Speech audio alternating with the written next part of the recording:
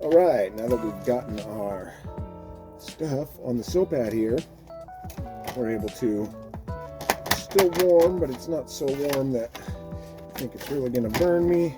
And it's solidified enough that we can go and roll it up, almost like taffy.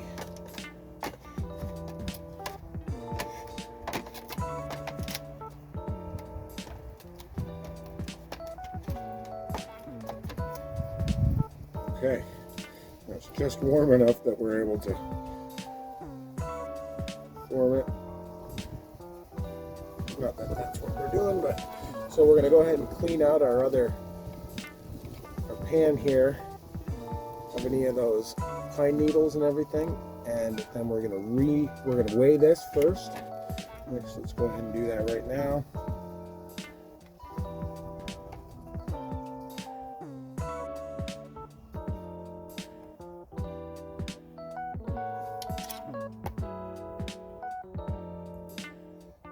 Where's grams? Where's grams?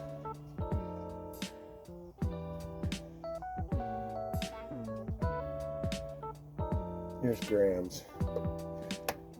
58 grams.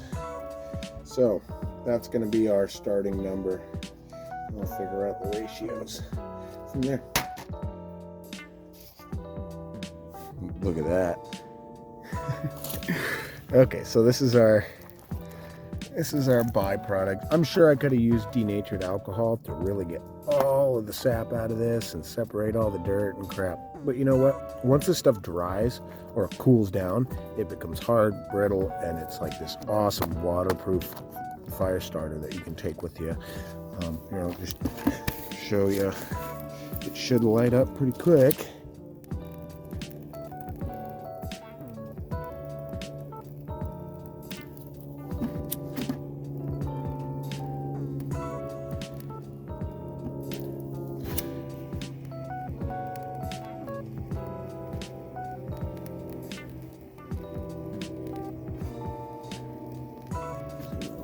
Go in there.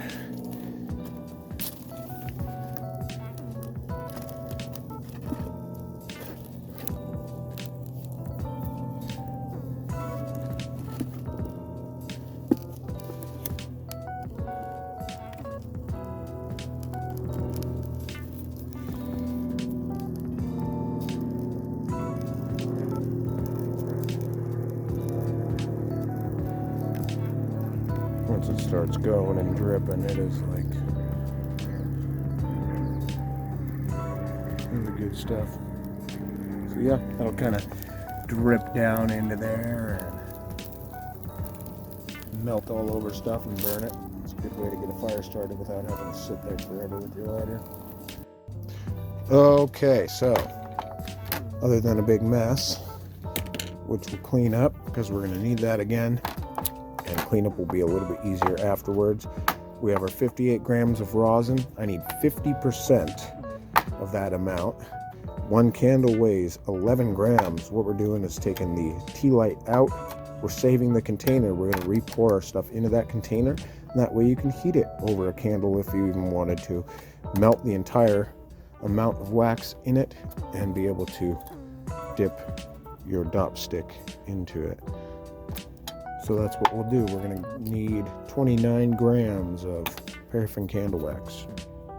So one thing that's going to be kind of cool here, right now this stuff is cooled down all the way and it's still malleable.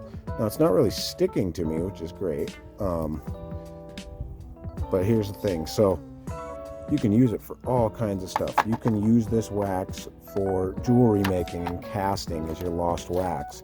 You can use this to hold items in place to sand them. I use them in my knife making. I put the knife down on a block where I don't want it to move, but it's hard to attach it to anything. You can just put the knife straight down on the wax. It'll stay there and you can sand until you're ready to break it off. And to get the wax off the knife, you either warm it or just use a plastic utensil that is softer than the knife, won't scratch the knife, but will break this stuff free. It's strong,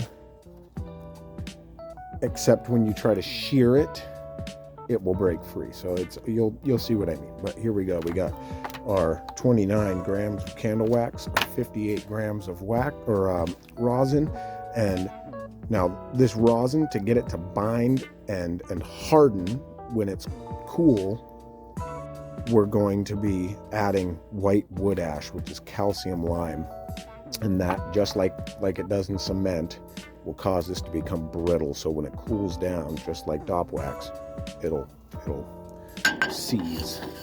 Okay, so we're going to go ahead and remelt our rosin, and we're going to add this wax probably a quarter candle at a time, and we're going to mix it in as well as we can. Even though that's dirty, we're going to strain it probably 2 more times after we're done here. We're going to strain it before we put that wax in, and we're going to clean all of our utensils really well, because once that wax is in there, it'll really help getting all of this junk off of our strainer and everything else, just so you know. And then we're going to fill up our candle molds. Fill up of candle mold. And one of these I'm going to leave the wick in, so we're going to see how that works. It's just a little experiment. I'm going to see if indeed you can light it and be able to melt the wax enough that you can use it as a dop, blow it out, and have a reusable self-heating Dop Wax situation. Big motivation for me with all of this is I really like using stuff that's local, sustainable, hasn't had to be shipped anywhere.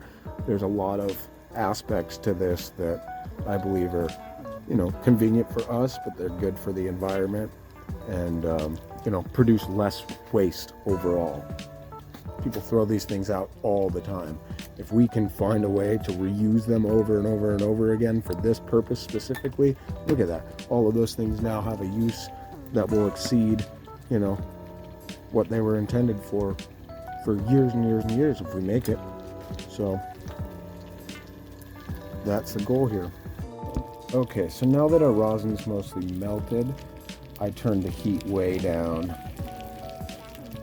and I'm going to kind of wait for this bubbling to stop before I start adding a little bit of wax at a time. It seems like it's kind of calming down. Now, smoke is an indicator of, getting too hot, obviously. So, once you start seeing smoke come out, go ahead and turn it down a little bit. So we're going to add 1/4 of a tea light in, and what's going to happen is it's going to start to bubble. Now, it might not be an incredible amount at first, but it will start to bubble, especially if you put too much in at a time. You really want to be careful with that. So, because once it bubbles up, if it foams over or anything, then it tends to catch on fire.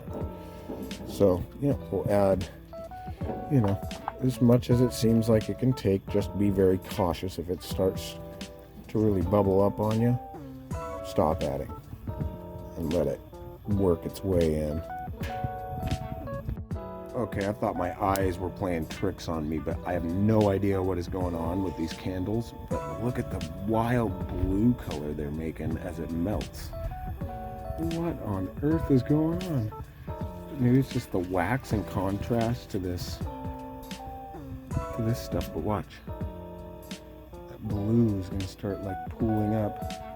Look, it's beautiful. Weird. I was like, oh my god, am I